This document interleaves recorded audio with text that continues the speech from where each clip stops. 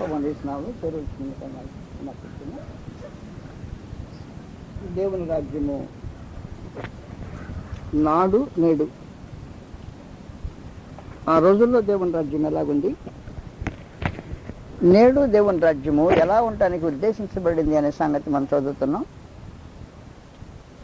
నాటి దేవుని రాజ్యము ఈ ప్రపంచంలోని సమస్త దేశములు దేవునివైన, సమస్త జనములు దేవుని చేత నిర్మించబడిన వారైనా ఆయన ఏలుబడి కిందకి ప్రత్యేకించి ఇశ్రాయేలును ఆయన తీసుకొని ఆ జనము తన రాజ్యమని నిబంధన చేసుకున్న సంగతి మనం చదివాం.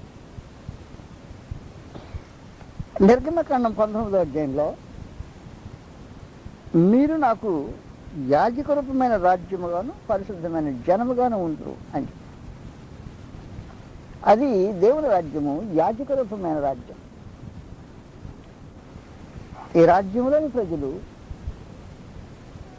దేవుని రాజ్య పౌరులు. వారికి రాజు దేవుడు, అదృశ్యమైన దేవుడు. ఆ దేవునితో వారి బాంధవ్యము విశ్వాస బాంధవ్యం. అదృశ్యుడైన వారి మీద విశ్వాసం ఉండటం వల్లనే ఈ బాంధవ్యము కుదురుతుంది. కానీ విశ్వాసం లేకుండా ఆ దేవునికి వారి ప్రజలే ఉండడానికి అవకాశం ఉండదు. కనుక ఆనాటి దేవుని రాజ్య ప్రజలు, పౌరులు, విశ్వాసులు, అందులో ప్రత్యేకించి అబ్రహాము విశ్వాసులకు తండ్రి అయిన అబ్రహాం సంతతి వారు, వారిని దేవుడు యాజకరూపమైన రాజ్యముగా ఏర్పాటు చేసుకొని ఈ రాజ్య పౌరత్వానికి గుర్తుగా సున్నతి అనే ఒక ప్రత్యేకమైన విధానాన్ని ఏర్పాటు చేసి రాజ్య పౌరులుగా ఉండగలిగిన ప్రతివాడు ఆ సున్నతిని ఆచరించాలని, అందులో ప్రత్యేకించి 8వ దినం సున్నతి చేయబడటము ఆ రాజ్య పౌరత్వానికి అవసరతగా తెలియజేశాడు. వారి రాజ్యాన్ని చట్టము ధర్మశాస్త్రంగాను, ప్రజలు విశ్వాసులైన ఇశ్రాయేలు గాను లేదు విశ్వాసులు గాను, ప్రత్యేకించి రాజ్య భూభాగము వాగ్దానం చేసిన ఖనాను దేశం గాను, వారి రాజ్యాన్ని చట్టము ధర్మశాస్త్రంగాను కొనసాగింది అనే సంగతి ఆలోచించాం. వారి రాజ్యాన్ని చట్టంలోనే ఒకవేళ కాలక్రమంలో వారికి భౌతికమైన రాజులు తక్కిన దేశపు జనుల వలె కావాలని కోరుకుంటే ఆ రాజ్యాన్ని చట్టంలో ఒక ప్రత్యేకమైన ఆర్టికల్గా దేవుడు దానికి ఒక స్థానం ఇచ్చి, రాజులు మీరు భౌతికంగా ఏర్పాటు చేసుకోవచ్చు, అయితే ఆ రాజును నేను నిర్మిస్తా, నేను నియమించేవాడిని మీరు రాజుగా చేసుకోవాలి అనే సంగతిని కట్టుదిట్టంగా ఆయన తెలియజేశారు. దానికి అర్థం ఏంటంటే, ఒకవేళ మీరు నన్ను ఏలటానికి నన్నుగా రాజుగా మీరు తృణీకరించితే, కాదంటే మీ రాజ్యము నా రాజ్యంగా కొనసాగించడానికి ఒక షరతు ఉంది. ఆ షరత్ ఏమంటే, నేను ఏర్పాటు చేసుకున్నవాడిని, నేను నియమించుకున్నవాడిని, నేను కోరుకున్నవాడినే మీరు రాజుగా అంగీకరించాలి. కాబట్టి రాజ్యం నాది, సింహాసనం నాది, ఏలుబడి నాది, పెత్తనం నాది, ఘనత నాది, మీ మీద అధికారం నాది.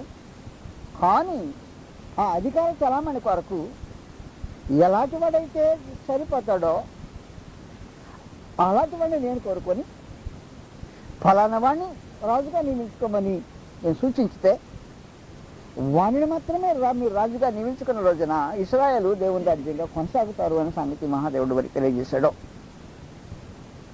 కాబట్టి కాలక్రమంలో మొదటి సమయాలు 8:5 మనం చదివినట్టు, సకల జనుల మర్యాద చొప్పున మాకు ఒక రాజు కావాలి అని వారు కోరుకున్న రోజున, తన్ను నిరాకరించినట్టు సమయాలు ఆలోచించేసే రోజున, బాధపడుతున్న సమయంలో పరమన దేవుని వాక్కు అతని ప్రత్యక్షమై వాస్తవంగా తెలియజేసిన సమాచారం ఏమంటే, సమయాలు నువ్వు దుఃఖపడాల్సిన అవసరంలా,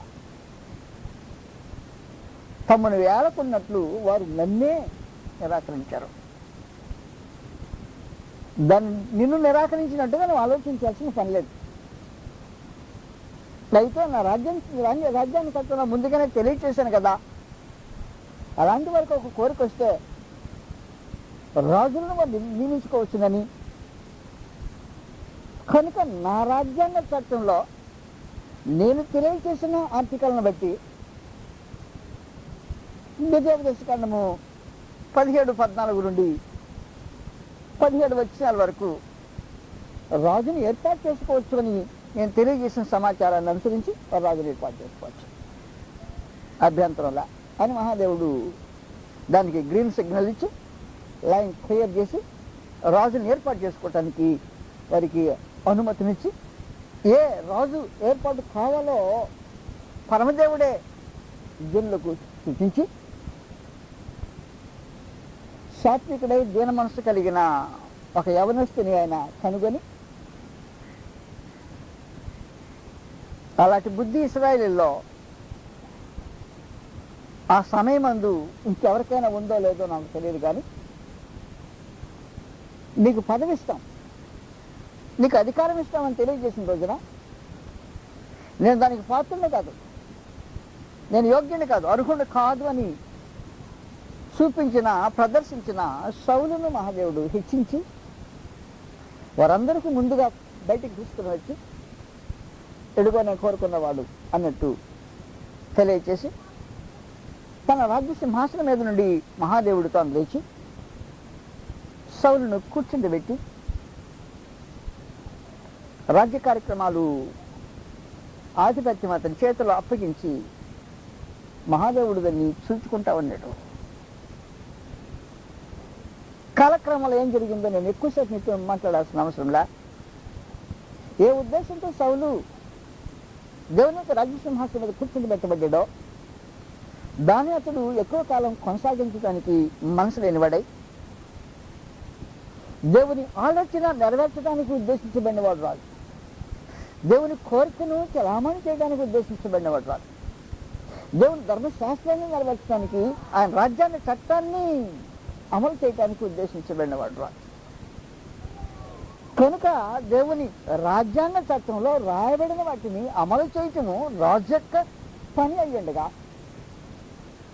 దాన్ని ప్రత్యేకించి ఇశ్రాయేలు ఐగుప్తు నుండి బయలుదేరి వచ్చే రోజున మహాదేవుడు వారికి రాజుగా ఏలికలు చేపట్టిన రోజున వారితో నిబంధన చేసుకుంటున్న సమయంలో నిబంధన జరగబోతుంది. అమాలేకీయుల ఘోరమైన కార్యం జరిగింది. 6 లక్షల మంది కనీసం భూమి మీద యుద్ధం చేసే కాలబలం, యుద్ధ సన్నద్ధులై ముందుగా నడిచిపోతున్నారు. దమ్ములుంటే, ధైర్యం ఉంటే, యథార్థత ఉంటే సైన్యానికి సైన్యం ఢీకొనటానికి సైనికులు ఎదిరించితే బాగుంటుంది.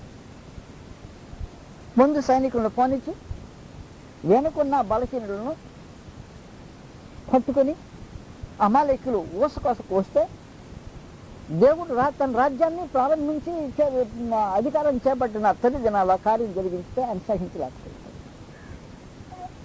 వారి మధ్యలో ఉండే యవనస్తుడైన యెహోషువను సైన్యాధిపతిగా నిలబెట్టి, యెహోషువ యెహోవా రక్షణ అని అర్థం, యెహోవా దేవుడు తనకు రక్షణ అనుగ్రహించేటట్టుగా యేసు అనే పేరుకు ఏ అర్థం వస్తుందో హెబ్రీలో యెహోషువ అనే పేరుకు అదే అర్థం వస్తుంది.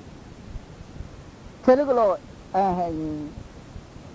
గ్రీకులో యేసు అంటే హెబ్రీలో యెహోషువ అంటారు. కాబట్టి ప్రభువైన యేసు నామమును లాంటి నామం ధరించిన ఒక యవనస్తుడు యెహోషువను నిలబెట్టి ఇశ్రాయేలుకు రక్షణ దయచేయటానికి మహోన్నతులకు దేవుడు శ్రమ కట్టి అమాలేకుల మీదకి యుద్ధానికి పంపించాడు. ఆ పంపించిన సందర్భంలో యుద్ధము తాత్కాలికంగా ముగిసింది, కానీ ధర్మశాస్త్ర గ్రంథంలో జ్ఞాపకార్థంగా దాన్ని రాయించి పెట్టించాడు. యుద్ధం తాత్కాలికంగానే ఆగిపోయింది, కానీ ఇది శాశ్వతంగా ఆగిపోలా. నేను అమాలేకుల పేరును ఆకాశం కింద తుడిచిపెట్టే వరకు ఈ కార్యం జరుగుతుంది అని మహాదేవుడు తన ధర్మశాస్త్ర గ్రంథంలో, రాజ్యాంగ చట్టంలో జ్ఞాపకార్థంగా రాయించుకున్నట్టు.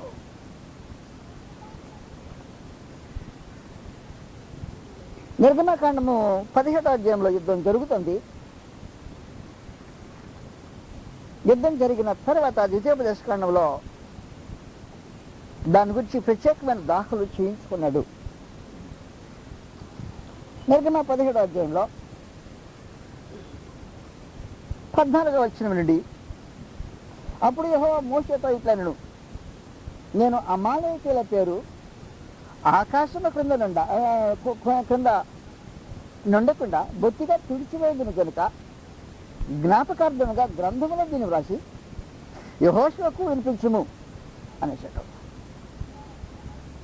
16వ వచనంలో, అమాలేకీయులు తమ చేతిని యెహోవా సింహాసనములకు విరోధంగా ఎత్తిరి. అది సంగతి, వాస్తవమైన సంగతే. వారు యెహోవా సింహాసనానికి విరోధంగా ఎత్తారు, ఆయన అధికారానికి విరోధంగా ఎత్తారు. మహాదేవుడు పట్టించుకున్న పట్టింపు అక్కడ ఎత్తిరి కనుక యెహోవాకు అమాలేకీయులతో తరతరముల వరకు యుద్ధము అనెను. ద్వితీయోపదేశకాండంలో తన సింహాసనానికి విరోధంగా లేచిన అమాలేకీయులను గురించి పరమందుల దేవుడు జ్ఞాపకార్థంగా ఈ సంగతులు రాయించి పెట్టాడు. ద్వితీయోపదేశకాండం 25వ అధ్యాయంలో, నాటి దేవుని రాజ్యం 17వ వచనం నుండి, మీరు ఐగుప్తుల నుండి వచ్చిండగా దేవుని రాజ్యపు తొలి ఏలిక అధికారాన్ని పగ్గాలు చేతి పట్టినప్పుడు జరిగిన సంగతిని జ్ఞాపకం చేసుకుని 40 సంవత్సరాలు అయిన తర్వాత 17వ వచనంలో తిరిగి, మీరు ఐగుప్తుల నుండి వచ్చిండగా మార్గమున అమాలేకీయులకు చేసిన దాన్ని జ్ఞాపకం చేసుకొనుము. అతడు దేవునికి భయపడక మార్గమున నీకు ఎదురుగా వచ్చి నీవు ప్రయాసపడి అలసినప్పుడు నీ వారిలో నీ వెనుకన్న బలహీనులందరినీ హతం చేశాను. అది వచ్చిన గొడవ. ఆయన రాజ్యానికి కాపుదల గెలిచిన వాడు మహాదేవుడు. తన రాజ్య పౌరులను భద్రపరచవలసిన వాడు ఆయన. కార్యములు చేయబోనుకున్న సమయంలో ఎదురుగా వచ్చి ధైర్యంగా పోరాడే మగసిరి వాళ్ళలాగా ఆలోచన చేయకుండా అమాలేకు వెనుకకుండా వచ్చి నీవు అందులో ప్రత్యేకించి నువ్వు అలసిపోయి ఉన్నావు, ప్రయాణ బళ్ళకలో ఉన్నావు. అది అలా కాకుండా పోగా వారు వెనుకకుండా వచ్చి బలహీనమైన వారిని నాశనం చేశారే. 25వ అధ్యాయం ద్వితీయోపదేశకాండము 18వ వచనంలో, అప్పుడు 19వ వచనం, కాబట్టి నీవు స్వాధీనపరచుకున్నట్లు నీ దేవుడని యెహోవా స్వాస్థ్యముగా నీకు ఇచ్చిన దేశములో చుట్టుపట్లనున్న నీ సమస్త శత్రువులను లేకుండా చేసి నీ దేవుడని యెహోవా నీకు విశ్రాంతి దయచేసిన తర్వాత ఆకాశము క్రింద నుండి అమాలేకుల పేరు తుడిచేవేదలను ఇది మరిచిపోవద్దు. ఎంత జాగ్రత్తగా గుర్తుపెట్టుకొని చెప్పాడో అక్కడ రాయించి పెట్టాడు. ఇక్కడ మళ్ళా ద్వితీయోపదేశంలో జ్ఞాపకం చేస్తున్నాడు, మర్చిపోవద్దని ప్రత్యేకంగా ఆజ్ఞాపించాడు. కాబట్టి ఇప్పుడు ఆయన సింహాసనానికి విరోధంగా లేచిన అమాలేకీయులను ఆయన సింహాసనం మీద కూర్చుని పెట్టబడిన సౌలు చెప్పాడు సమయము ఎప్పుడు అంటే, నీ దేశం స్వాధీనపరుచుకున్న తర్వాత, నీ శత్రువులందరూ చుట్టూ లేకుండా అంచివేయబడిన తర్వాత, నువ్వు నెమ్మదిగా దేశంలో జీవించుతున్న తర్వాత, అప్పుడు అమాలేకు పేర్లు భూమి మీద ఆకాశంతో నుండి తీర్చేయాలా అని సమయం ప్రత్యేకంగా తెలియజేశాడు. మహోన్నతుని యొక్క ఆలోచన ప్రకారము సుమారుగా 400 సంవత్సరాలు దగ్గరగా గడుస్తున్నాయి. ఇశ్రాయేలుకు సమశత్రువులు అణచివేయబడ్డారు. రాజ్యరకము పరమదేవుని చేతిలో నుంచి సింహాసనము సౌలు చేతికి అప్పగించబడింది. అప్పటి వరకు నమ్మకస్తుడిగా ఉన్నవాడు దేవుని సింహాసనం మీద కూర్చున్న తర్వాత పరమందున దేవుని ధర్మశాస్త్రం అనుసరించి ఆయన చిత్తాన్ని నెరవేర్చడము ఆ రాజ్య సింహాసనం మీద కూర్చున్నవాడి బాధ్యత. అలా చేసేదానికి బదులు తాను ఆ విషయంలో ప్రత్యేకించి తప్పిపోయినందున మహోన్నతులకు దేవుడు అతని సింహాసనం మీద నుంచి తొలగించడానికి ఆలోచన చేస్తున్నాడు. కాబట్టి ఏ కార్యం జరిగించినా ప్రత్యేకించి దానికి సంబంధించింది అయి ఉంటుంది. మొదటి సమయాలు 15వ అధ్యాయంలో ఒకానొక దినమున మొదటి నుండి సమయాలు సౌలును పిలిచి, యెహోవా ఇశ్రాయేలుకు తమ గిళ్ళ మీద నిన్ను రాజుగా అభిషేకించుటకై నన్ను పంపెను. యెహోవా మాట వినుము. సైన్యములకు అధిపతి యెహోవా సెలవిచ్చినదేమనగా, అమాలేకీయులు ఇశ్రాయేలుకు చేసినది నాకు జ్ఞాపకమే. ఎన్నో సంవత్సరాల తర్వాత జ్ఞాపకం. ఇప్పుడు నేను దేవుణ్ణి మర్చిపోవద్దని అక్కడ మోషేకి ఆజ్ఞాపించాడు. ఇప్పుడు అంటున్నాడు నాకు జ్ఞాపకం అంటున్నాడు. ఒకవేళ నువ్వు మర్చిపోతావు, నేను మర్చిపోను. మోషే నువ్వు చచ్చిపోతావు కదా, నేను మర్చిపోవడానికి అవకాశం ఉంది. నేను మర్చిపోయేదానికి ఛాన్స్ లేదు, అది నా జ్ఞాపకం అని ఇన్నిసార్లు ఇంత తర్వాత ఆయన జ్ఞాపకం చేసుకొని ఆ రాజ్య సింహాసానికి విరోధంగా లేచిన అమాలేకులను గురించి ఇలాగూ అతనికి ఆజ్ఞాపించాడు. కాబట్టి నీవు పోయి కనికరింపక అమాలేకులను హతము చేయుచు పురుషులనేమి, స్త్రీలనేమి, బాలులనేమి, పిల్లలనేమి, ఎద్దులనేమి, గొర్రెలనేమి, ఒంటెలనేమి, గార్ధములనేమి అన్నిటినీ హతము చేసి వారికి కలిగినంత బొత్తిగా పాడు చేసి అమాలేకులను నిర్మూలము చెయ్యము అని చెప్పారు. సింహాసనానికి విరోధంగా లేచిన వారికి, సింహాసనం మీద కూర్చున్న వాడికి ఆజ్ఞాపించాడు, జాగ్రత్త, అది నువ్వు చేయాలి కార్యక్రమం. జరిగిన సంగతి మీదట మీకు తెలుసు. తన మొదటి దినాన్ని జ్ఞాపకం చేస్తున్నట్టు సౌలు రాజుగా నియమించబడిన తొలి దినాన ఏం జరిగిందో 17వ వచనంలో ఇలా మాట్లాడాడు. అందుకు సమయం నీ దృష్టికి నీవు అల్పుడుగా ఉన్నప్పుడు ఇశ్రాయేలు గోత్రములకు శిరస్సు అయితవి. యెహోవా నిన్ను ఇశ్రాయేలు మీద రాజుగా అభిషేకించాను. అది విశేషమైన సంగతి. మరియు యెహోవా నిన్ను సాగనంపాడు. దేవుడు మహామహుడు, దేవుడు నిన్ను సాగనంపాడు. ఆయన సాగనంపడం అంటే మీకు తెలుసు కదా, నేను అన్న అక్కడి దాకా వచ్చి పంపిస్తాను చూశారు. అది ప్రేమ కార్యక్రమం. నీ మీద నాకు అభిమానం ఉందని చూపించే నీ అభిమాన కార్యక్రమం.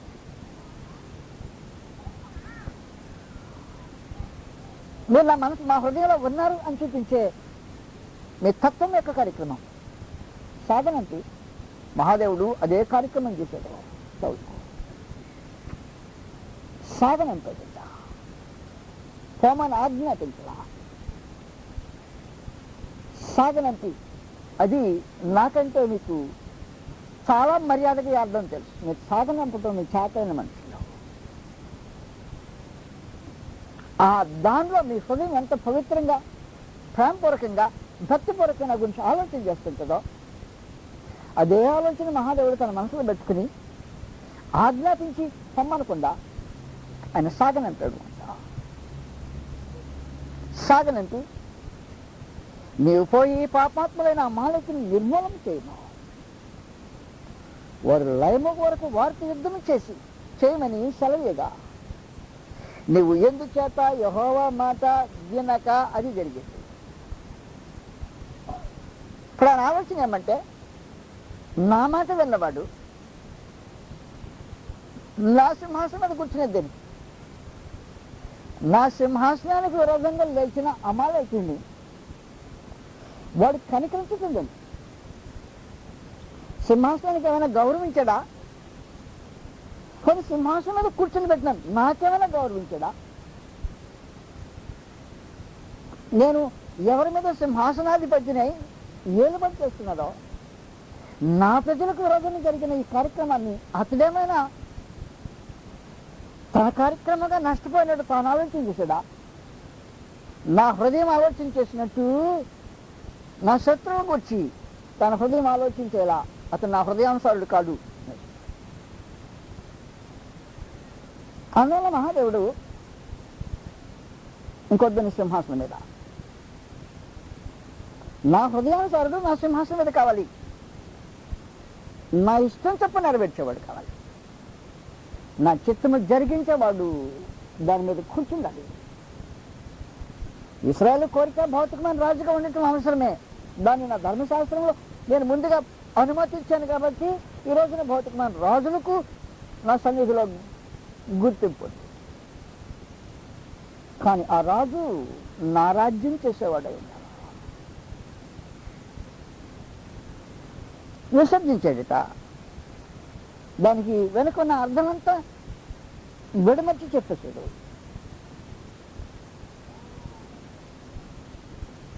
28వ వచనంలో లేదా 26వ వచనం, అందుకు సమయాలతో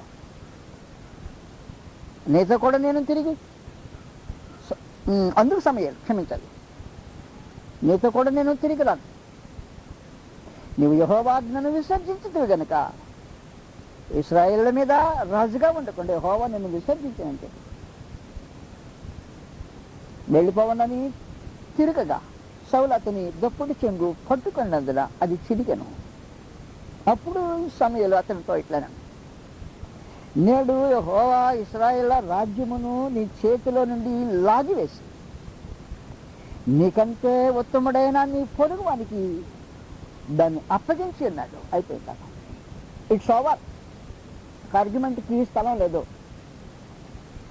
నీ చేతిలో నుంచి రాజ్యాన్ని ఆయన లాగివేశాడు. నీకంటే ఉత్తముడైన నీ పొరుగు అని చేతికి దాన్ని అప్పగించాడు. లాగివేసి ఇంకొకరికి అప్పగించిన తర్వాతనే ఆయన దేవుడు ఆయన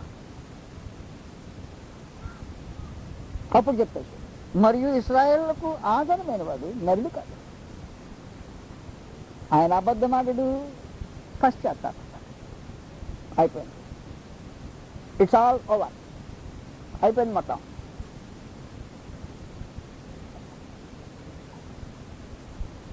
కాబట్టి మహోన్నతులకు దేవుడు తన హృదయానుసారుడు, దేవుని మనసులో ఏముందో దాన్ని నెరవేర్చే వాడిని ఒక అతను కోరుకొని గొర్రెల దొడ్డులో నుంచి అతను పిలుచుకొచ్చి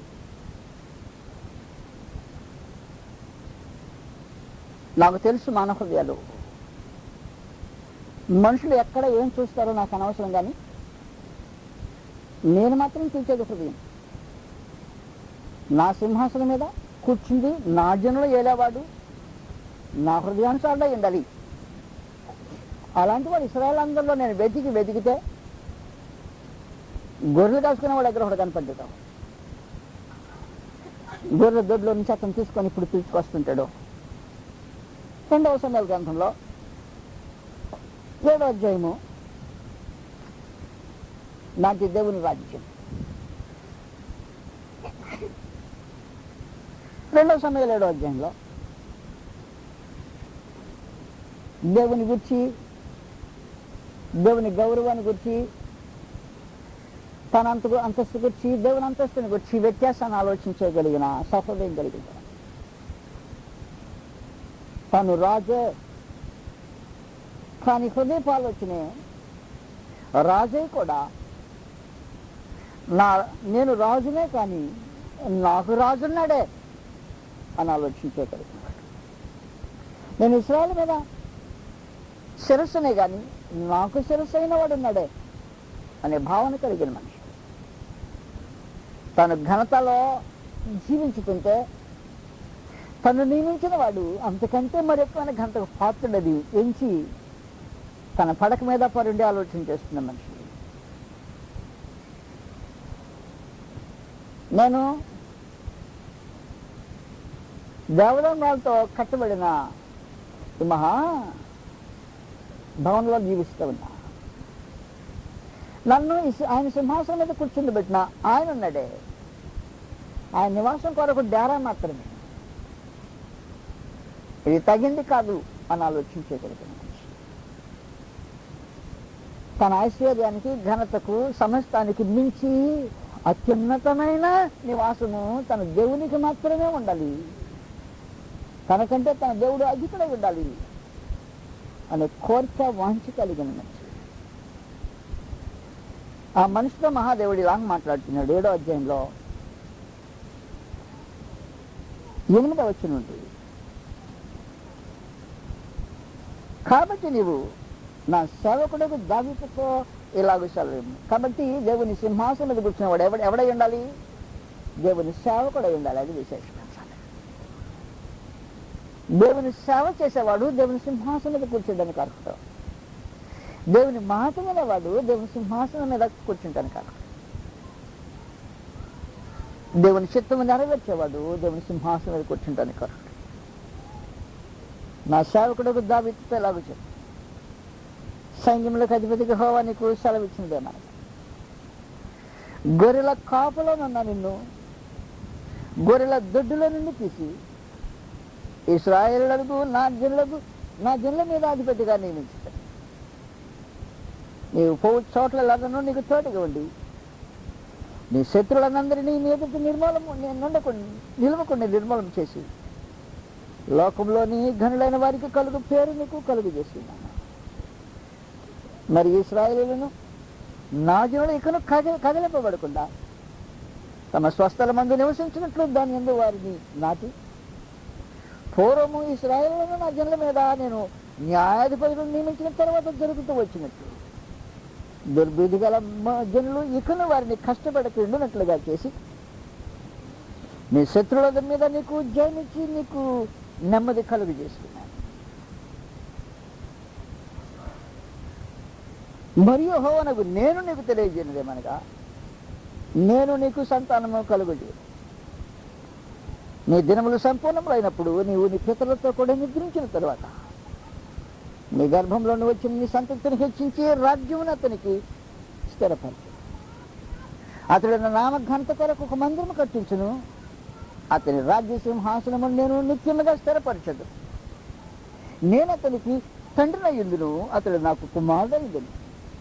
అతడు పాపం చేసిన యెడల నరుల దండంతోనూ మనుషులకు తగులు దెబ్బలతో తను శిక్షించనుగా వాగ్దానం చేస్తున్నాడు. ప్రత్యేకించి నిన్ను స్థాపించుటకై నేను కొట్టివేసిన సౌలుకు నా కృప దూరమగునట్టు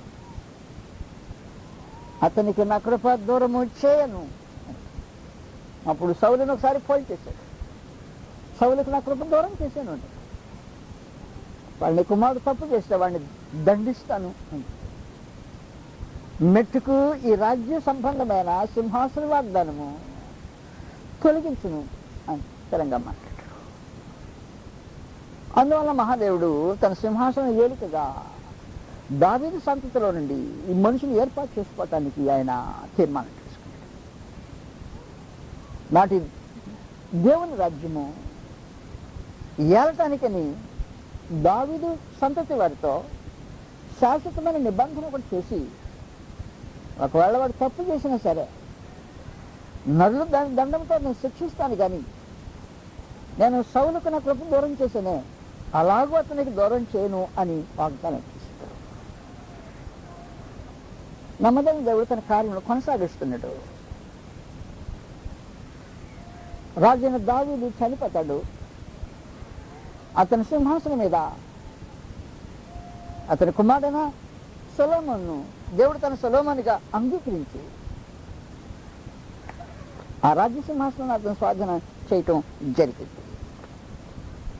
నేను మీద కథ చెప్పుకుంటూ వెళ్ళిపోవాలి, సంగతులు చదవడానికి సమయం కుదరదు. అక్కడక్కడ కుంటూ పడుతూనే వచ్చింది ఈ రాజ్య సింహాసన సంబంధమైన ఏలుబడి.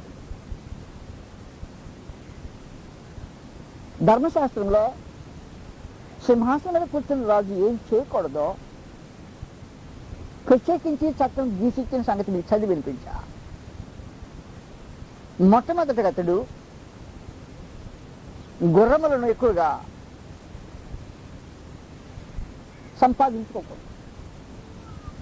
రెండు, గుర్రాలు సంపాదించుకోవటం అంటే లోక ప్రసిద్ధిగాంచిన ఐగుప్తు గుర్రాల కొరకు తిరిగి ఐగుప్తు దేశం వెళ్ళతారు.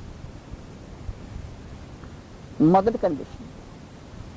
రెండు, అతడు అనేకమైన స్త్రీలను వివాహం చేసుకోకూడదు.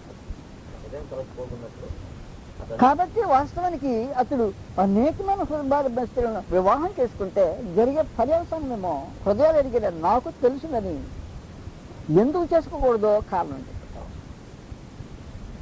మూడో విశేషమైన సంగతి, నేను ఐశ్వర్యవంతులని చెప్పుకోవడానికి తన ఐశ్వర్యం మీద తను అనుకోకుండా ఉండేదాని కొరకు వెండి బంగారం తన కొరకు కూర్చుకో.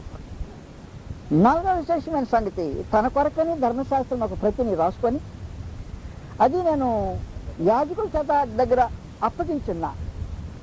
అప్పగించిన దాన్ని తాను తీసుకొని ఒక ప్రతిని స్వయంగా రాసుకొని తన దగ్గర పెట్టుకుంటూ తన జీవిత దినములన్నింటిలో నా రాజ్యాంగ చట్టాన్ని అతను మననం చేస్తూ దాన్ని ధ్యానించుతూ దాని ప్రకారం అతను జీవిస్తూ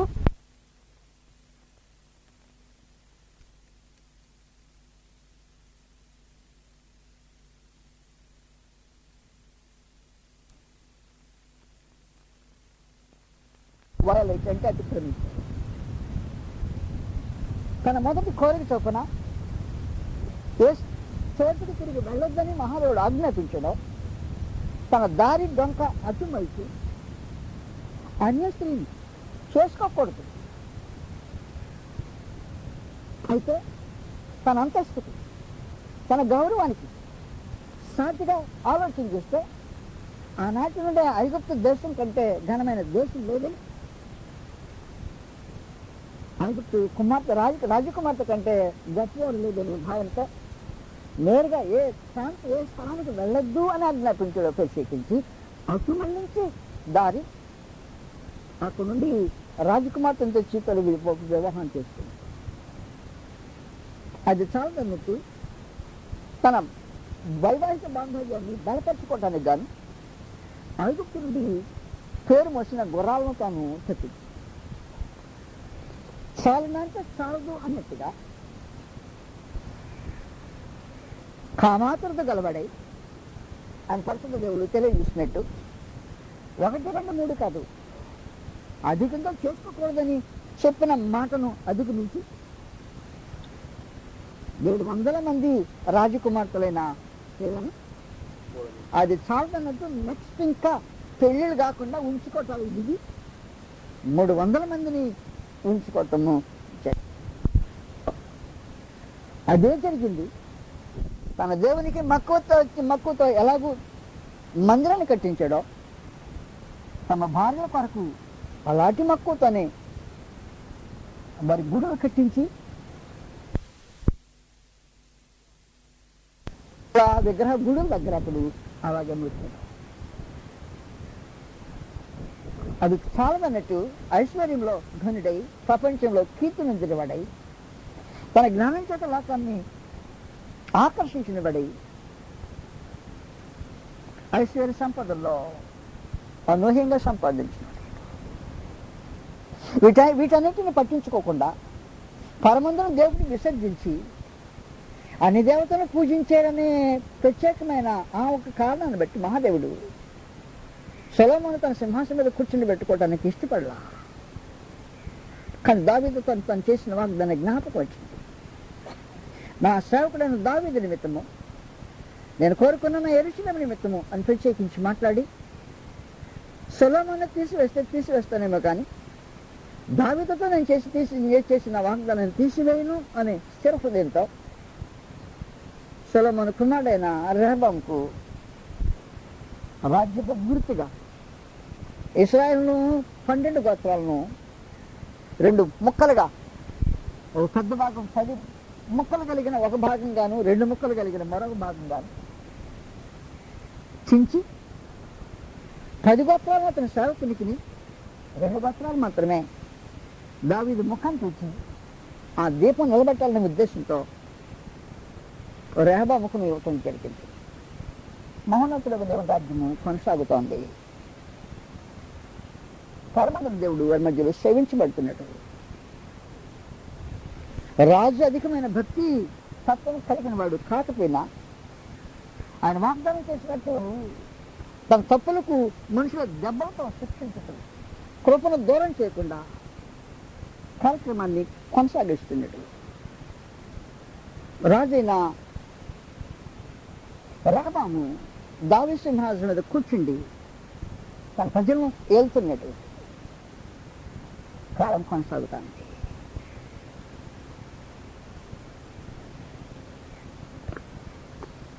ఎలాగో ఒకడేమంటే ఒకడు చనిపోయిన ఒకడు మళ్ళా దావీదు సింహాసనం మీద స్థిరంగా ఉంది. సంతాన వాగ్దానము స్థిరంగానే ఉంది. సంతాన వాగ్దానము దావీదు సంతానానికే, సింహాసనము దేవుని సింహాసనమే కొనసాగుతూ ఉంది. కాలక్రమంలో కొన్ని కుక్కమూతి కిందలు పుట్టాయి. మీరు దావీదు సంతానానికి కుక్కమూతి కిందలని చదువుతారే, ఒక విమోచన సంకల్పంలో బుక్లో జరిగిన సంగతులు అన్నమాట. ఇప్పుడు నేను జ్ఞాపకం చేయాల్సిన అవసరం లేదు. అవి జరిగాయి. ఈ జరిగినప్పుడు విశేషించి ప్రత్యేకంగా అన్నిటికంటే పెద్ద కుక్కమూతి పిండే రాజైన ఆహాజు. ఏ వాగ్దానం బట్టి చేసి దేవుడు తన సింహాసనం మీద దావీదు సంతతి వారిని కూర్చుండబెట్టాడో, అతడు నాకు కుమారుడు ఉంటాడు, నాకు సేవకుడు ఉంటాడని మహాదేవుడు తెలియచేశాడు. ఖచ్చితంగా అదే మాటను తీసి అతడు అష్షూరు రాజు దగ్గరకు వర్తమానం పంపించి, నాకు సహాయం చేయటానికి రా, నా మీద తిరుగుబాటు చేయటానికి, నన్ను నా రాజ్య సింహాసనాన్ని నా చేతిలోంచి కబళించటానికి నా ప్రక్క ఇశ్రాయేలు రాజు రెమల్యా కుమారుడు పక్కకు, ఆయన ప్రక్కనే సిరియా రాజు, వారిద్దరు ఏకీభించి నా మీదకి వచ్చి నన్ను సింహాసనం నుంచి తీసివేసి ఆ సింహాసనం మీద వారికి ఇష్టం వచ్చిన వాడిని ఒకడు కూర్చోబెట్టాలని వాళ్ళు ప్లాన్ చేస్తున్నారు. జరుగుద్దా? సింహాసనం ఎవరిది? మహాదేవుడిది. రెజీనును పెకహును ఇద్దరు కలిసి ఏకీభవించితే, రెండు కొరువులు పొయ్యిలో కాలబడుతున్న రెండు కొరువులు కలిసి ఆ ఏకీభవించి యోధా దేశం మీదకి వచ్చి మహోన్నతులకు దేవుని సింహాసనం మీద విరోధంగా మళ్ళా పోరాడి ఆ సింహాసనం మీద కూర్చున్న ఆయన వాగ్దాన సంతమైన దావీదు సంతతిని ఎత్తివేసి దేవుని వాగ్దానాన్ని నిరర్ధకం చేసి దేవుని చార్జిగాని వాళ్ళంటే చేసి దేవుని సింహాసనం మీద నుంచే దేవుని మనిషిని తొలగించి వేరే మనిషిని పట్టుకోవటం కుదురుతుందా? ఆ ప్లాన్ వేసారన్న సంగతి ఆహాజుకు వినబడ్డాడు. ఆహాజుకు వినబడేటప్పటికీ మనుషుడు తలకిందులైపోయి నిజంగా సింహాసనం పోతదేమో అని ఆలోచనతో వారిద్దరు వచ్చి తను చంపేసి తనకు బదులుగా వేరే ఎవరినైనా సింహాసనం మీద కూర్చుని పెడతారేమో, యెహోవా రాజ్య సింహాసనం దోచబడుతుందేమో. యెహోవా రాజ్య సింహాసనం కాదు, తన రాజ్యము సింహాసనము దోచబడుతుందేమో అని భయం చేత దాన్ని కాపాడుకోవడానికి మహాదేవుడు ఈ యెహోవా మీద ఆధారపడేదానికి బదులు సింహాసనం ఎవరికి సంబంధించిందో ఆ సింహాసనాధిపతి దేవుని మీద ఆధారపడడానికి బదులు ప్రక్కనే అష్షూరు రాజు ఉంటే అతనికి వర్తమానం పంపించి తన దేవుని మందిరంలో ఉండే వెండి బంగారాలు లాగి వేసి, ఈ వెండి బంగారాలు దేవునికి సంబంధించిన వెండి బంగారాలు ఆ అష్షూరు రాజుకు తప్పంగా పంపించి ఒక మనం చేసుకున్నాడు. అయ్యా, నేను నీ సేవకుడును, నీ కుమారుడు, నేను దేవుని సేవకుడు కుమారుడు అనే రాజ్యవంశీయపు వాగ్దానాన్ని నిరాకరించి నీకు సేవకుడు నీ కుమారుడు అంటే మహాదేవుడు సహించలేక మీదట అప్పుడు చెప్పేశాడు. ఇంకా ఆహాజు వంటి ఈ భౌతికమైన విశ్వాసం లేని వీడి బీజం నా సింహాసనం మీద కూర్చుంటానికి వీల్లేదు అని ఆయన తీర్మానించుకొని అప్పుడు సంపూర్ణంగా కథను మార్చివేశాడు. ఆ మార్చివేసిన కథకు బదులుగా దేవుడు తన కుమారుని ఆ స్థలంలో ప్రవేశపెట్టడానికి వాగ్దానం చేశాడు. తన కుమారుని ప్రవేశపెట్టడానికి ఇదిగో కన్యక గర్భవతే కుమారుని కంటదని వాగ్దానం చేశాడు. ఇక మీదట దావీదు సింహాసనం మీదనే దావీదు సంతానంగా కూర్చుండేవాడు కన్య గర్భమందు పుట్టినవాడే, కానీ భౌతికమైన బీజం నుంచి పుట్టిన వాడిని అనర్హునిగా ఆయన చేసేశాడు. అక్కడి నుండి క్రీస్తు ప్రభువుని గురించిన ప్రవచనాలు ఆ రాజ్య సింహాసనాన్ని గురించి ప్రారంభించటము జరిగింది. దేవుని కుమారుడైన క్రీస్తు ప్రభు రాజు అవుతాడని, దావీదు సంతానానికి ఆయన నీతి బీజంగా పుడతాడు అనే సంగతి వాగ్దాన రూపంగా అనుగ్రహించబడింది. మూడో అధ్యాయంలో కాబట్టి ఇప్పుడు దావీదుకు భౌతికమైన సంతతుల నుంచి కాకుండా ఆత్మ సంబంధమైన సంతతి కలుగు చేయడానికి మహాదేవుడు సంకల్పించి 23వ అధ్యాయము ఇర్మియా గ్రంథంలో 5వ వచనంలో ఈ సంగతి మాట్లాడుతున్నాడు. ఇర్మియా గ్రంథము 23వ అధ్యాయము 5వ వచనంలో యెహోవా ఇలాగ ఆజ్ఞయించుచున్నాడు, రాబో దినములలో నేను దావీదునకు నీతి చిగురు పుట్టించదును అన్నమాట. నీతి చిగురు కానీ ఇంకే చిగురు కాదు, ఇది భౌతికమైన చిగురు కాదు అని సంగతిని ప్రవేశపెట్టాడు. దాంతోనే ఆత్మ సంబంధమైన రాజ్యపు రాజు ప్రారంభించబడటం జరిగింది. కానీ నాపేసిన మనం చిన్న బ్రేక్ పోయిచ్చినాక నెక్స్ట్ నేను చెప్పేది మీకు అర్థమవుతుందో లేదో అని అనుకుంటున్నాను. అంటే దేవుని రాజ్యం నాడు దేవుని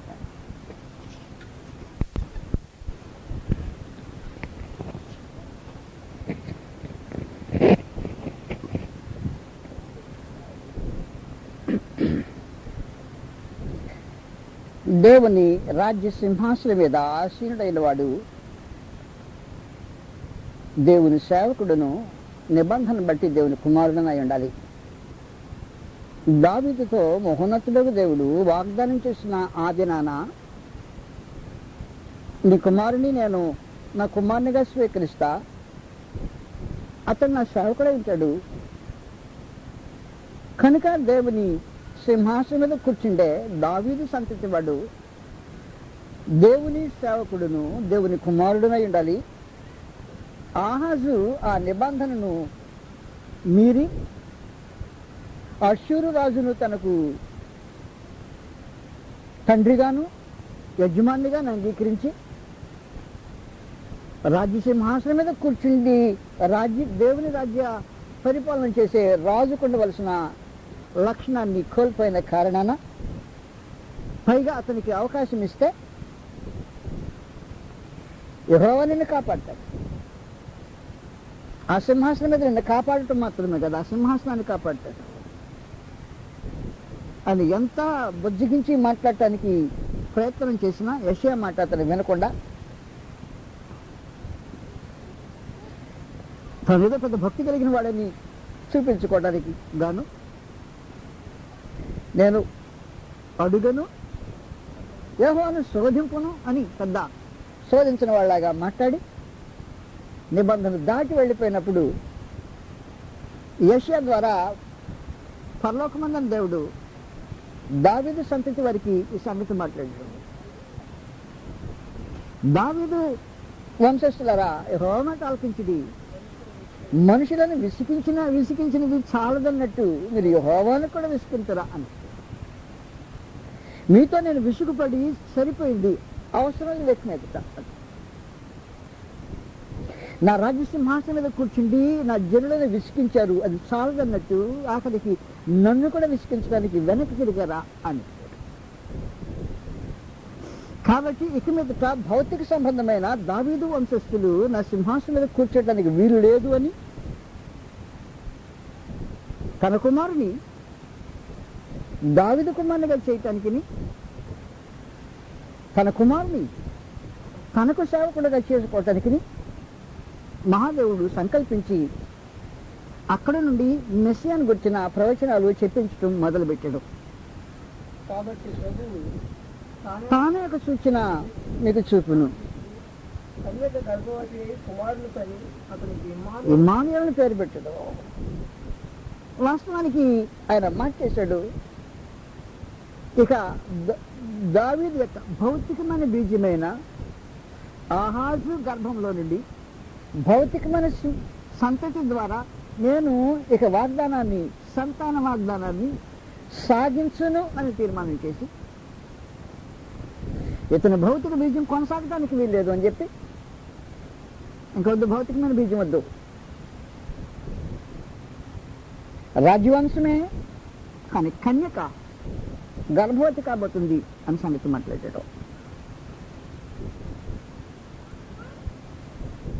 కాబట్టి రాజును ఇప్పుడు మార్చడానికి ఆయన తీర్మానం చేసుకున్నాడు. రాజును మార్చడానికి తీర్మానం చేసుకున్న ఆ రాజ్యంలో ఇంకా రాజును మార్చడానికి మాత్రం తీర్మానాలు జరిగాయి. మహోన్నతుడైన దేవుడు తరువాత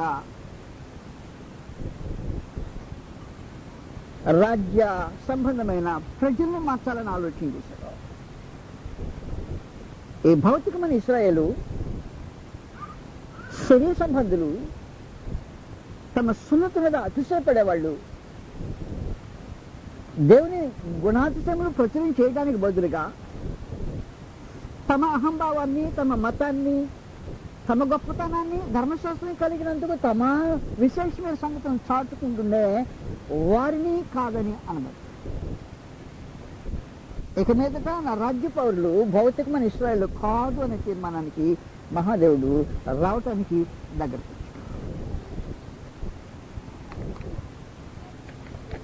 వారిని చెరలోనికి పంపించినప్పుడు ఈ తీర్మానాన్ని బయటకు వచ్చిన ఇశ్రాయేలుకి మీదట భౌతికమైన ఇశ్రాయేలు తమ రాజ్యం కాదు అని చెప్పడానికి కాలక్రమంలో ఇశ్రాయేల్ యొక్క దేశాన్ని, ఉత్తర దేశాన్ని అశ్షూరు చెరకును, దక్షిణ దేశాన్ని యూదా గోత్రికుల సంతతి వారిని బబులోనుకును చెరలోనికి పంపించి తన ఏర్పాటు చేసుకుని ఆ జనులను కాకుండా దేవుని రాజ్యం మీద ఎవరు కూర్చోవాలి? ఇశ్రాయేల్ సంతతి వారు, మీ సహోదరులను ఒకడు ఏలాలి. అలా ఏలకుండా వేరే అన్ని జనుల వారి మీద ఏరికలుగా ఉండేటట్టు అశ్షూరు దేశానికి ఒక జనాన్ని, బబులోను దేశాన్ని మరొక జనానికి చెరలోకి పంపించడం. మహోన్నతులకు దేవుడు పంపించుతూ దానికి ముందుగానే తన ప్రజలనే ఇశ్రాయేలు ఏలబోయే ప్రత్యేకమైన ప్రజలను గురించి మాట్లాడేయడం. మీకా గ్రంథంలో మీకు తెలిసినట్టుగా దేవుని ప్రజలు ఇశ్రాయేలీలే, కానీ భౌతికమైన ఇశ్రాయేలు కాదు అని దాన్ని ఆయన స్థిరపరచడానికి ఈ కార్యక్రమాలని జరిగించడం. మీకు తెలిసిన మీకా గ్రంథం 5వ అధ్యాయం 2వ వచనంలో, నా బెత్లెహేము ఎఫ్రాతా, నువ్వు యూదా కుటుంబంలో అల్ప గ్రామమైన నా కొరకు ఎవరి కోసం ఇశ్రాయేలు? ఓహో, ఇశ్రాయేల్ని ఏలేది దేవుని కోసం అన్నమాట. కాబట్టి ఇప్పుడు దావీదు ఏలిన, దావీ సంతతిలో మరెవడైనా ఏలిన ఇశ్రాయేలును ఎవరి కోసం వెళ్తాడంటే దేవుని కొరకు ఇశ్రాయేలు ఏలేవాడు. కాబట్టి ఏలిక ఏలేవాడు దేవుని కొరకు ఏలేవాడు. నా కొరకు ఇశ్రాయేలు ఏలబోవాడు నీలో నుండి వచ్చును, బెత్లెహేములో నుంచి పుట్టాడు ఇశ్రాయేలు ఏలేవాడు. కనుక ఇది దావీదు భౌతికమైన సంతానమైన ఎవరు కాదు, భౌతికమైన సంతానమైన రాజులు కాదు, ఆహాజు కాదు. అంతేకాదు, ఆహాజు సంతతి అంతా లేదు, ఇశ్రాయేలు రాజుల సంతతి అంతా యెరూషలేములో పుట్టిన వాళ్ళే. బెత్లెహేములో పుట్టినవాడు దాదాపుగా ఎవరు లేరని చెప్పాలి. ఇక మీదట బెత్లెహేము అనేది ఒక చిన్న కుగ్రామం. యెరూషలేము అనేది మహారాజు పట్టణం. మహారాజు యెరూషలేములో ఏలుబడి చేస్తుంటే తన పిల్లలు బెత్లెహేములో పుడతారా? ఓకే. కానీ ఇప్పుడు ఇశ్రాయేల్ అనే తన రోజున ఏలబోయేవాడు భౌతికమైన ఆహాజు సంతతిలోంచి రాడు సరికదా, కన్యగర్భంలోంచి వస్తాడు. రెండవది ఏలేవాడు ఇక మీదట యెరూషలేములో పుట్టేవాడు ఏంటది కదా, బెత్లెహేములో పుట్టేవాడు ఏంటాడు అన్నమాట. కాబట్టి ఇశ్రాయేల్ని ఏలబోయే దేవుని యొక్క ఏలిక, దేవుని కొరకు ఇశ్రాయేల్ని ఏలబోయేవాడు దావీదు యొక్క భౌతికమైన సంతతి కాదు, యెరూషలేములో పుట్టినవాడు కాదు, రాజులు పుట్టిన స్థలంలో పుట్టినవాడు కాదు. కానీ విశేషంగా దావీదు ఏ గ్రామంలో పుట్టాడో అదే గ్రామంలో పుట్టేవాడు దావీదు సంతతిలో. దావీదు సింహాసనం మీద కూర్చుండి దేవుని కొరకు తన ప్రజలను ఏలబోయేవాడు అనే సంగతిని స్థిరపరచుకో. ఇప్పుడు భౌతికమైన ఇశ్రాయేలుకు బదులుగా రాజ్యం మార్చబడిన తర్వాత ఈ సంగతి చెప్తుంటాడు. రాజ్యము రాజు మార్చబడ్డాడు. భౌతికమైన దావీదు సంతతి ఏకమేత కాదు. కన్యగర్భంలో పుట్టే యెరూషలేములో జన్మించే వాడు దేవుని కొరకు ఇశ్రాయేలు ఏలబోయేవాడు. ఇప్పుడు ఇశ్రాయేలు అనగానే భౌతికమైన ఇశ్రాయేలు జన్మ దేవుడు తన రాజ్యంలో మార్పులు కలిగించుకున్నాడు. రాజ్యం ఇక మీదట భౌతికమైన ఇస్రాయేలుకు సంబంధించింది కాదట, మార్చుతున్నాడు పరిస్థితి. రోమిలకు రాసిన పత్రికలో 9వ అధ్యాయము 8వ వచనం సంగతి మాట్లాడడం, లేదా 6వ వచనం నుండి మనం ఈ మాటలు చదవబడతాం. అయితే దేవుని మాట తప్పిపోయినట్టు కాదు. ఇశ్రాయేలు సంబంధాలందరూ ఇశ్రాయేలీలు కాదు, అది వచ్చిన గొడవ. అంటే శరీర సంబంధం ప్రకారం పుట్టిన ఇశ్రాయేలీలు ఇక మీద దేవుడు ఇశ్రాయేలు అనబడరు అన్నమాట. శరీర సంబంధంగా పుట్టిన దావీదు సంతతి రాజుగాడు. శరీర సంబంధమైన ఇశ్రాయేలు దేవుని ప్రజలు, ఇశ్రాయేలు కాదు. అతను దావీదు సంతతే. ఎవరు? రాజు ఏలుబడేవాడు దావీదు సంతతే, కానీ శరీర ప్రకారం పుట్టినవాడు కాదు. వీరు ఇశ్రాయేలే, కానీ శరీర సంబంధమైన ఇశ్రాయేలు కాదు, సున్నతి సంబంధాలు కాదు. ఆయన వేరే ఇశ్రాయేలు ప్రత్యేకంగా ఏర్పాటు చేసుకున్నాడు. అందుకని చెప్తున్నాడు, అయితే దేవుని మాట తప్పిపోయినట్టు కాదు. ఇశ్రాయేల్ సంబంధాలందరూ ఇశ్రాయేలీలు కారు. అబ్రహాము సంతానమైతే మాత్రము చేత అందరూ పిల్లలు కారు గాని ఇస్సాకు వలననే నీ సంతానం అనబడును. అనగా శరీర సంబంధమైన పిల్లలు దేవుని పిల్లలు కారు గాని వాగ్దాన సంబంధులైన పిల్లలు సంతానమని ఎంచబడుతుంది. కాబట్టి ఇప్పుడు దేవుని రాజ్యానికి రాజు భౌతికమైన దాని నుంచి ఆత్మ సంబంధానిగా మార్చబడ్డాడు. ప్రజలు భౌతికమైన సంబంధం నుంచి ఆత్మ సంబంధంగా మార్చబడ్డాడు. దేవుని రాజ్యము నేడు మారుతుంది అన్నమాట. నేడు మార్పు వచ్చేటప్పటికి భౌతికమైన దావీదు సంతతి బీజం పోయి ఆత్మ సంబంధమైన దావీదు సంతతి అనే బీజం, అది క్రీస్తు ప్రభువు. రోమీయులకు 1వ అధ్యాయం మీకు తెలిసిన 4వ వచనంలో శరీరమును బట్టి యేసుక్రీస్తు దావీదు సంతానముగాను పరిశుద్ధ మృతుల నుంచి పునరుద్ధరణైనందున పరిశుద్ధమైన ఆత్మను బట్టి దేవుని కుమారుడిగాను ప్రభావంతో నిరూపించింది. లూకాసు వార్త 1వ అధ్యాయం మీకు తెలిసిన దేవదూత సమాచారంలో దేవుని కుమారుడు దావీదు కుమారుడు అనే సమాచారము చేర్చబడి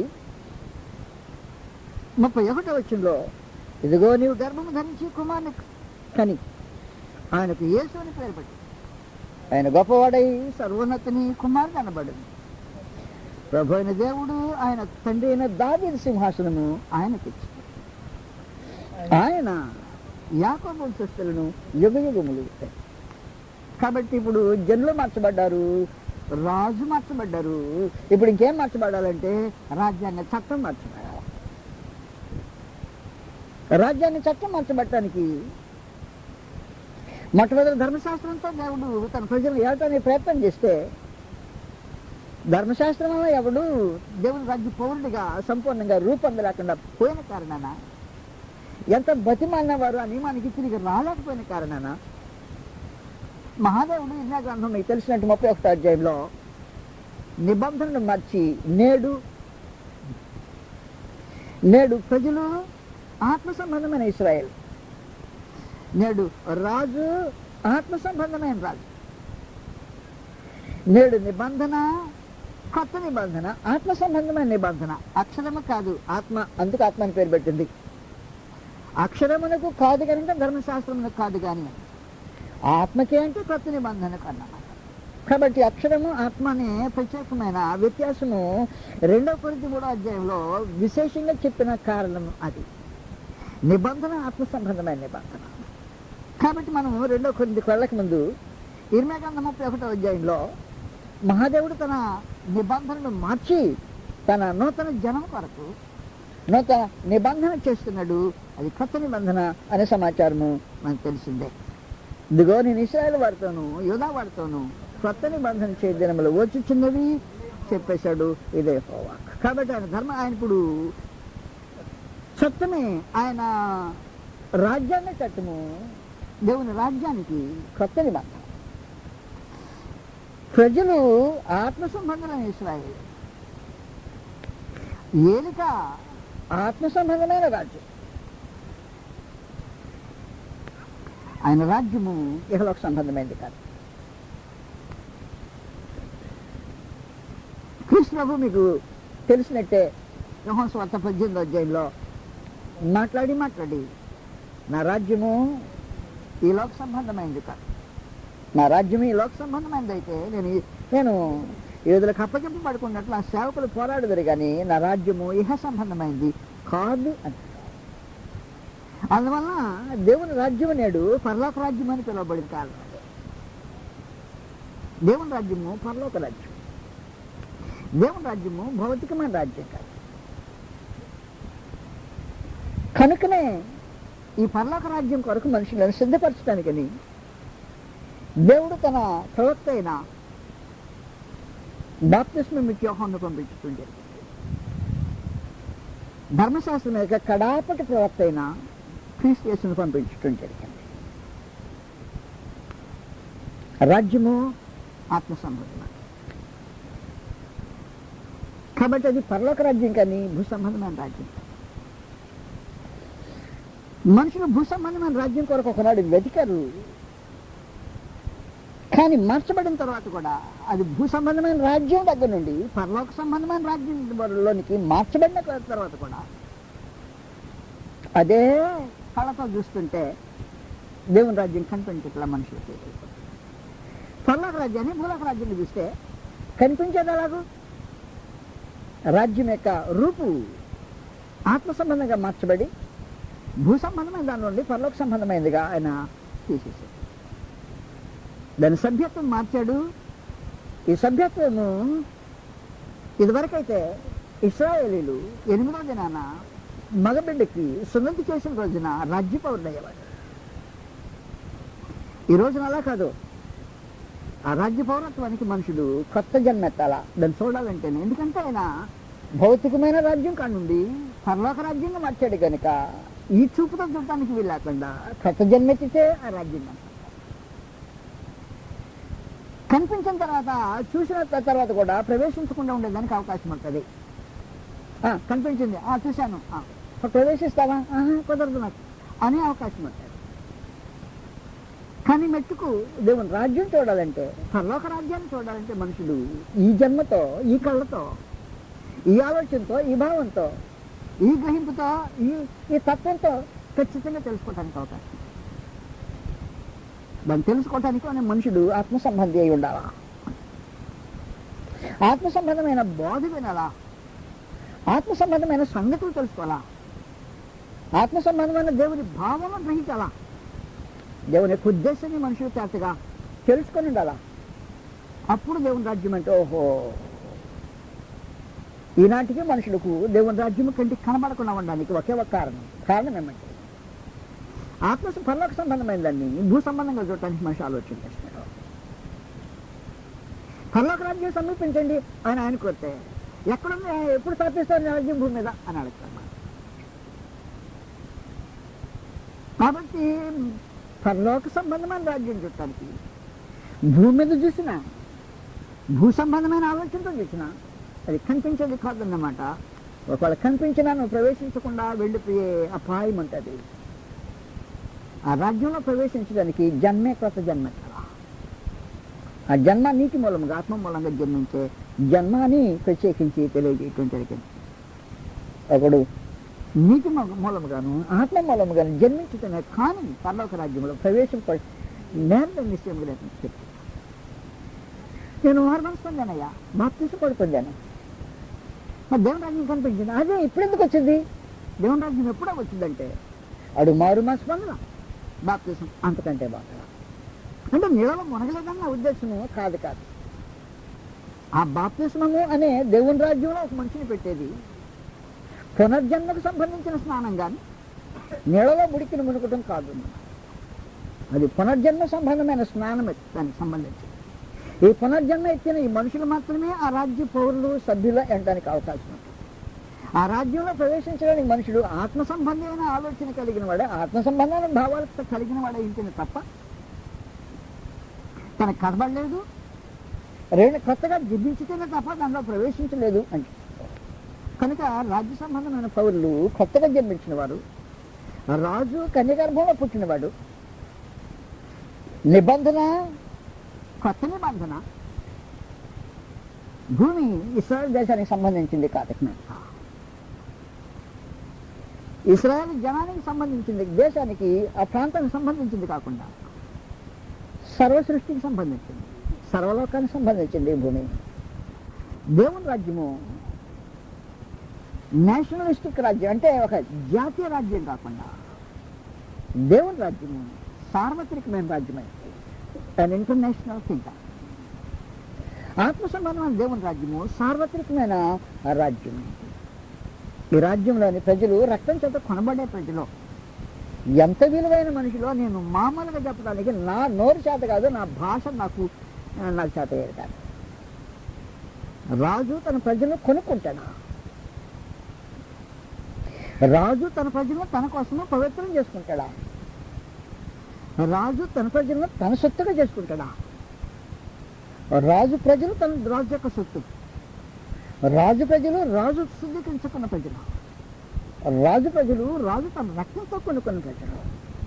అంటే వాస్తవానికి రాజు యొక్క దృష్టిలో తన ప్రజలు తనకంటే శ్రేష్టమైన వాడు, తనకంటే ప్రేమించబడినవాడు. తాను ఎంచుకున్న దానికంటే తన ప్రజలు ఎక్కువగా ఎంచిన ఆ ఎంచబడిన ఆ ప్రజలు.